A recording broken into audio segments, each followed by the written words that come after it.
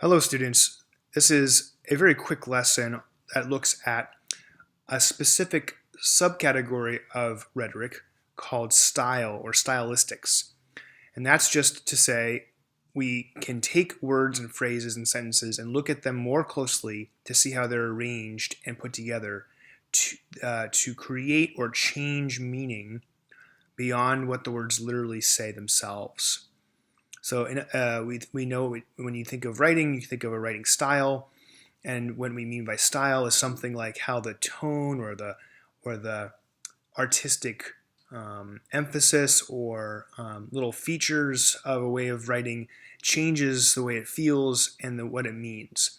And actually, this is a very important part of rhetoric, and understanding how style changes meaning is a very important part of close reading and analysis of language. So I'm going to give you a very brief lesson here on some of the most important features and aspects of style analysis. And you'll get to use this later in the week when you do your block quote assignment. I'll go over block quoting and that assignment in another video, but for now, just a very quick overview. I've linked to a document, a Google Doc I've created here that gives some of the most important figures of speech and a couple other items that will help you as you do your style analysis. But there's much more to style analysis and figures of speech than what you just see here. This is just a very brief overview. Okay, so let me go through my points in a kind of a quick way here, and you will be able to dig deeper on your own time if you want. Well, what I have here at the top of the document are just some of the most important and useful to know figures of speech. And figures of speech is a very one of the most important areas of style analysis.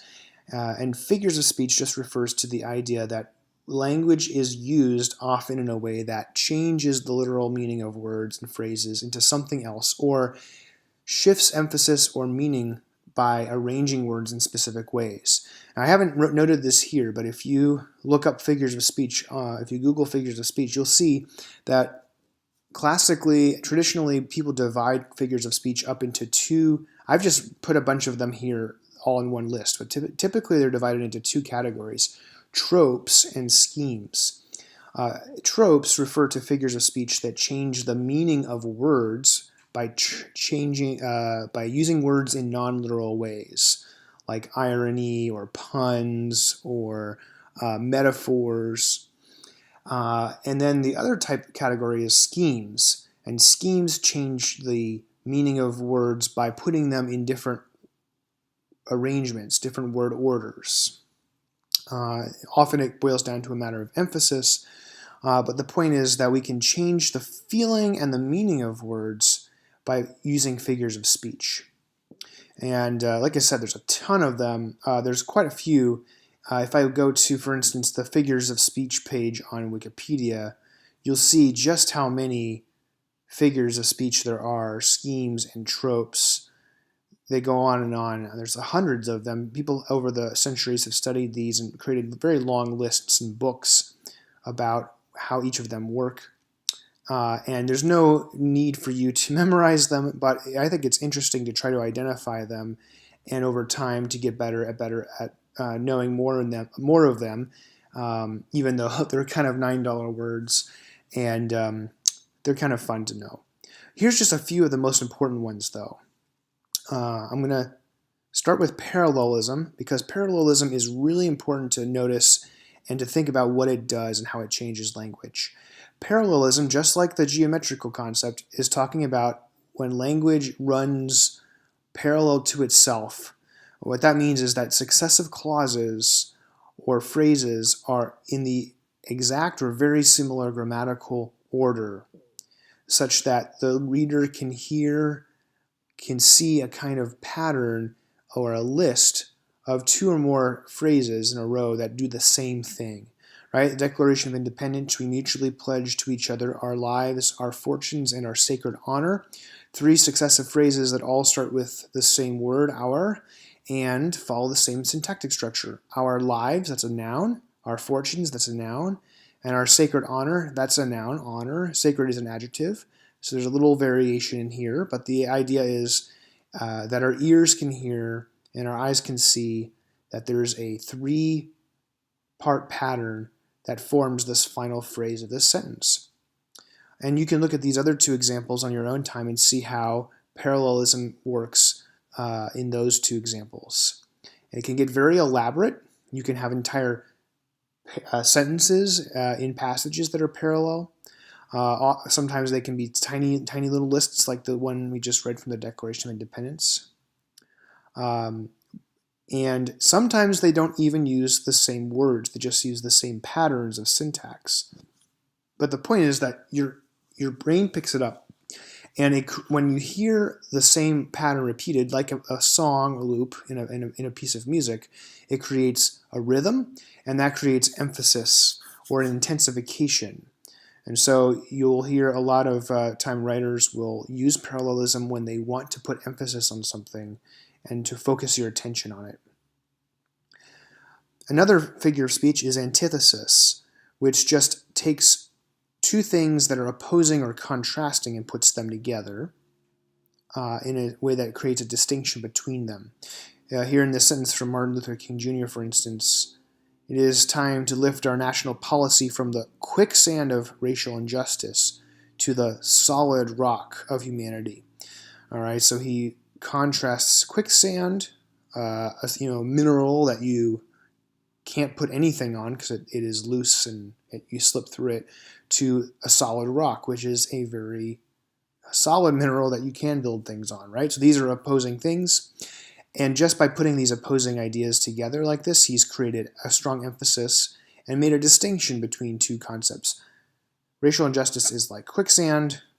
Humanity and a good kind of humanity is like a solid rock. So there's antithesis. Okay? And you can go through each one of these figures of speech on your own time and look at how they work. Let me just see if there's any others I need to highlight here. They can just be about sounds, right? So alliteration is just about the sound that words make and language makes. Alliteration just says that there's similar sounds at the beginnings of words, right? Sable, silent, and solemn. That's a Thomas Jefferson or a James Thompson quote, and you can hear the S's at the beginning of those words. That's, again, like parallelism, just creating a little rhythm, and it creates emphasis and focus. Some of them are just more specific ways of talking about parallelism. Climax, for instance, is just parallelism where the list gets increasingly more important or bigger, right? So let a man acknowledge obligations to his family, his country, and his God. We go from family to country to God in increasingly important and bigger or wider scope. And therefore the list, even it's not just a list of any 3 things, it's a list that's ordered in a specific way to create emphasis by getting more climatic and bigger. Look at this one, antimetabole. This one is very striking, and when you see it, you can't miss it. It jumps in your face. Repetition of words in successive clauses in reverse grammatical order, right? And when you hear them, you just can't never forget them because they're so distinct. One should eat to live, not live to eat. Just take the 2 parts and flip them around. Mankind must put an end to war, or war will put an end to mankind. John F. Kennedy, if you ever heard many of his famous speeches, he loves to use antimetabole. And a lot of politicians do. It's one of the most memorable kinds of ways you can arrange words. Now, I could spend a whole day just going through these funny ways we use language that we call figures of speech and sort of think about why people might use them and what they do and kind of have fun with them. But you can do that on your own time. You don't really need me to rummage around and root around through the many figures of speech we have. What's less commonly discussed, and I think more important, is how those figures of speech change the meaning of something. Why? Okay, is it just for stylistic flourish and decoration. This was actually a debate that people had for centuries. Is style really an important part of rhetoric? Does it really change the meaning of something? Or is it just decorations like ornaments on a Christmas tree? Just make it prettier. Well, I'm thoroughly convinced that it does change meaning. It's not just decoration. And that's because figures of speech order language, create structures for language, or change language in ways that actually change meaning. Well, what do I mean by this, and how does that happen? Well, this next part of the document lists 4 different ways or kinds of modes of using figures of speech or categories of figures of speech, the kinds of effects they have. Okay, so let's start with probably the most common, and you don't even realize it's happening because it's just happening all the time. And that is, the first one is comparison, right? We do a lot of comparing or linking of ideas in language. And many of the figures of speech under the heading of tropes do this all the time. The most important one is metaphor. So metaphor is saying A is B, saying a house is an apple, or a kingdom is a forest, or any metaphor you want to make up, creates a comparison of 2 things. And that links those ideas in the listener's mind, and almost automatically the listener starts to compare how those 2 things are similar and dissimilar. So it kind of initiates a comparison and contrast exercise in your reader when you say one thing is like another. An example that comes to mind is that Blake poem, "The Pebble and the Clod," and I believe the clod takes the position of love is being selfish and making others submit to it, and you're like, okay, yeah, I can see that because a pebble is hard. It doesn't have any give to it. It kind of like creates pain for people and horses who step on it, or it rubs away at the banks of the river that if it's running down the river, and you can start to make this comparison in your mind about how appropriate or not that metaphor is. So I won't go into a big thing about metaphoricity. But the way your mind works, that actually is creating and shaping how you think about things. Maybe selfish love is now a little bit more associated with rocks and hard objects in your mind after reading that poem. Your brain creates new, to use neurological language, your brain actually creates new neurological links when you process metaphors. And so pebbles, in some subconscious way, are going to make you think of selfish love. I don't know how literally I'm saying this, but that's what neurologists are telling us, and language experts are telling us about how metaphor works. Okay, what else do figures of speech do, and style? Well, figures of speech emphasize language in various ways. Many of the figures of speech on the list above have this intensifying or amplifying effect, like parallelism. You're starting to put creating a rhythm. Your mind just sort of grabs onto that as really important, and it focuses and sharpens the mind to focus on the writer must really want me to pay attention to this because he or she has emphasized it through these intensifying figures of speech. Okay. I'll show you examples of all of these kinds of meaning in an example below. A less used one, but very important to know, and very good writers will also use it very subtly, is using figures of speech for de-emphasis or for littling or diminishing something in importance.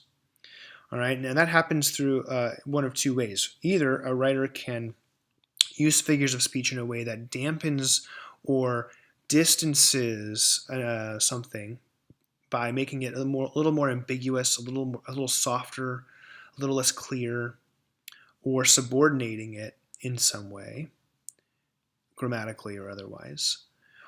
And a writer can de-emphasize through tone.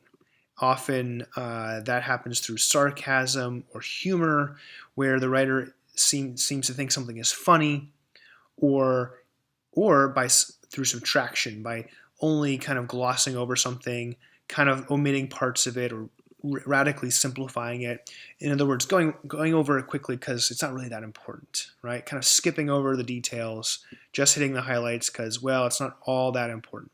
So taking parts out of something, or talking about something with a kind of humorous or sarcastic tone, these are ways that a writer can signal, you're not supposed to take this seriously. This is not something to really pay that much attention to because, well, why? Either it's wrong or it's not very important. This is the activity of de-emphasizing ideas. Last but not least, look at diction. Diction is the use of specific words for both their denotation and their connotation. Words, specific words choices carry denotation, which is the literal definition or meaning of a word, and they also have connotations. Many words have connotations, which is to say they have a tonal valence to them. They're either positive or negative, or they have specific contextual meanings or overtones because of how we typically use them. So just pulling an example out of the air, do you want to stay in a motel, hotel, or bed and breakfast? Those are all they're distinct. But if you call a Holiday Inn a motel, that might have a connotation of being a little less expensive, a little more budgety, a little more basic. A hotel calling it a hotel, you could be saying, okay, it's kind of nice. It's a standard place to stay. If you call something a cafe, a restaurant, or a joint, you're using different words that have different connotations about what kind of place to eat that place is, right? So connotations. Another thing about diction is that words belong to on a spectrum of concrete and abstract. And a good way of explaining this is something called the ladder of abstraction. And I've given you an illustration of the ladder of abstraction here. So let me show you what the ladder of abstraction is. Here I have a kind of a pixelated graphic, but I like some of the details on this graphic, so I'm going to use it. If you look at this ladder, you'll see in ascending order a list of words that belong to the basic same category or idea, Bessie the cow. But if we go up the ladder, you'll see that we can abstract further and further what kind of a thing that cow is, right? So Bessie is a cow. She's one cow. We call her Bessie. She's got a name. She belongs to a larger category where what she is a cow. But if we put those cows into a larger category of animals that we use for agricultural reasons, we call them livestock, and so on. At the very top of the ladder, at the most abstract end of the spectrum, we have a completely non-concrete, a completely conceptual word, wealth. What is wealth? You can't point to it, it's an idea, right? So at the very top of the ladder, abstraction. The very bottom of the ladder, a very concrete, specific thing, Bessie the cow. That's very specific. There's only one. At least we're thinking of one specific Bessie the cow versus other cows, right? Very specific, concrete thing. So why do we care about the ladder of abstraction? Well, when writers are thinking about what word to use, when they're thinking about diction, they are going to make a choice somewhere along the ladder of abstraction. And where they make that choice will have an emphasis one way or the other. Lower on the ladder, there are fewer meanings and therefore less room for ambiguity. and these can often be good for illustrations and examples. Higher up the ladder, things are more conceptual and abstract, so they have multiple meanings and things can get kind of ambiguous. This is also where big ideas live, right? If you're making big claims about things, you're collecting ideas from multiple examples into one idea, and so you have to move when you're making for instance, a syllogism, and you're making a major premise. You have to move up this ladder. Mortality, Socrates is mortal, right?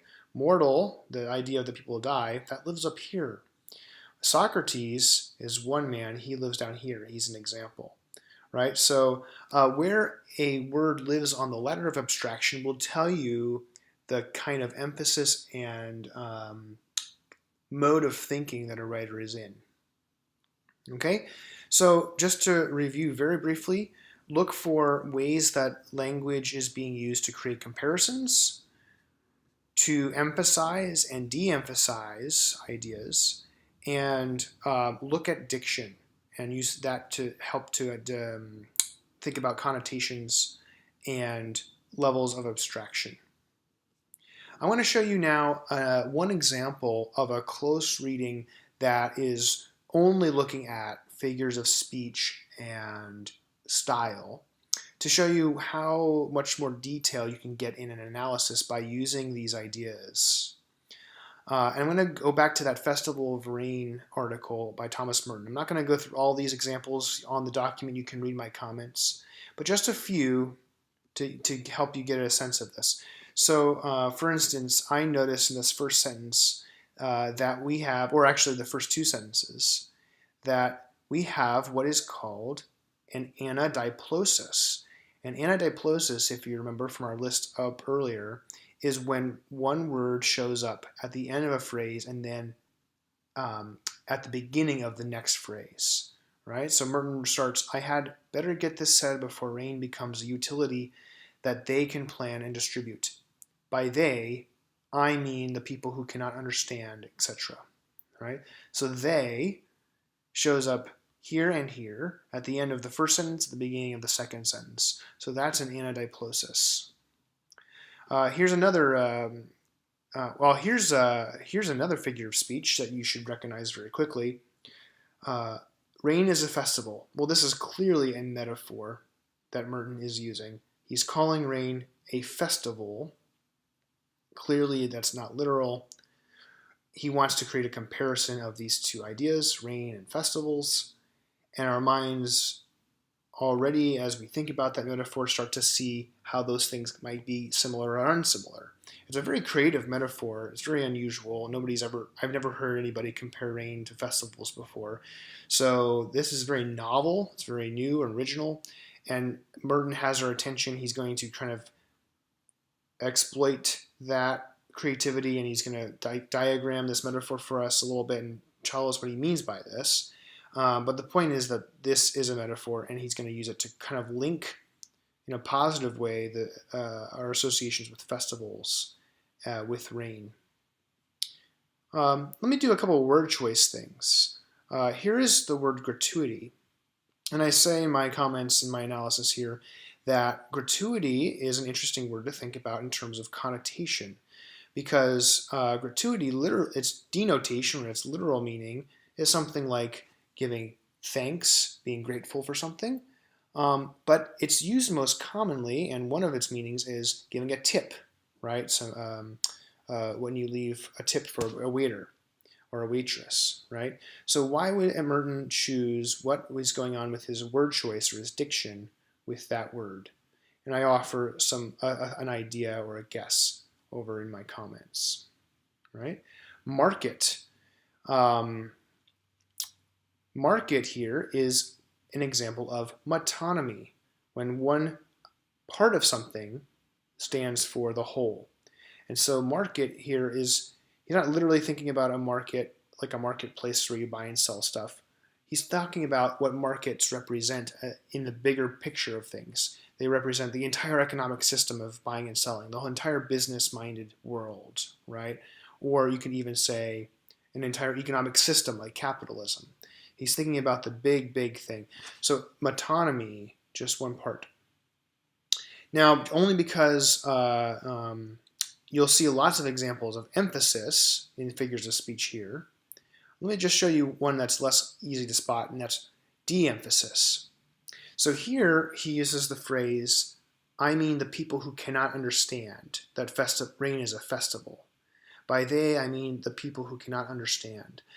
Well, this is a way of de-emphasizing that group of people, because I think he knows who those people are, and he could get a little more specific with who they are. Business people, economists, greedy people, but he doesn't say that. He just says the people who cannot understand, which is less clear, a little less specific. And this is a way of de-emphasizing. He's using ambiguity to de-emphasize or to distance or to soften the category of people he's talking about. Instead of getting really specific in identifying them, he's getting less specific. Why might he do that? Well, he changes that change in meaning through de-emphasis helps to make it less accusatory. He doesn't want to point the finger at a specific group of people, at least not yet. It becomes clear later in his piece of writing here that he's thinking about those kinds of people, but he doesn't want to call them out yet super specifically. That's my guess, at least. So his rhetorical choice here is to de-emphasize the people he's criticizing, so they don't feel called out. They might not. He might lose some ethos with them, right? He might lose credibility if he's accusing them too quickly. He's gonna show them that he's quite sophisticated and thoughtful before he does that, right? So this is a place where he uses de-emphasis. Okay, I have lots more comments in here as examples of close reading analysis using the figures of speech, linking the figures of speech to the different ways that they change meaning: comparison, emphasis, de-emphasis, and diction. And you will get to practice this in your assignment later this week. All right, go ahead. You can go forward with your next assignment, and as always, I am available for further help on these ideas. Have a good day.